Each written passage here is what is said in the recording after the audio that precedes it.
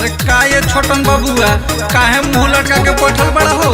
अरे का कहिए काका, हमार तो ऐसा हाल हो गइल बा घर के ना घाट के, अब कर्जा बढ़त हमरा माथ के। अरे का भइल बबुआ हो, आवा सुनावा तनी का भइल बा।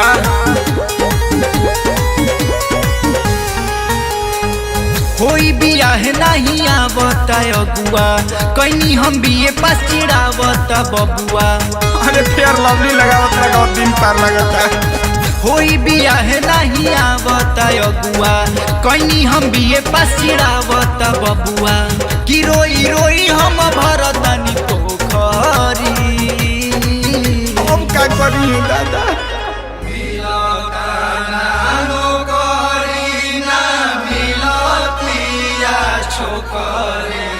पढ़ लिख के ढोवा तानी टोकरी, ए मोदी चाचा पढ़ लिख के ढोवा तानी टोकरी। नीतीश चाचा पढ़ लिख के ढोवा तानी टोकरी।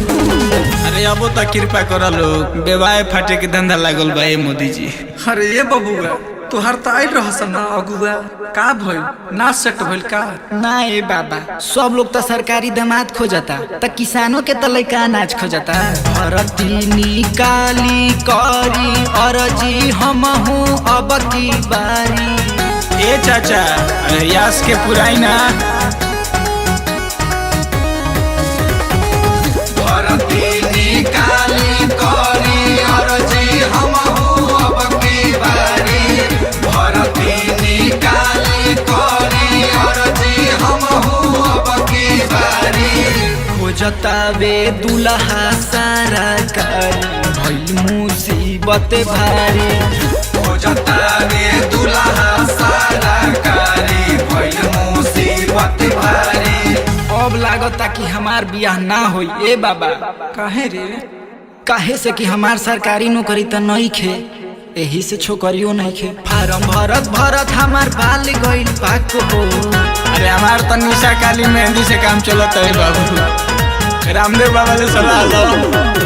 फार्म भरत भरत हमार बाल गइल पाक हो। फार्म भरत भरत हमार बाल गइल पाक हो। दिही ना बहाली भले लिही 5 लाख हो। दिही ना बहाली भले ले ली 5 लाख।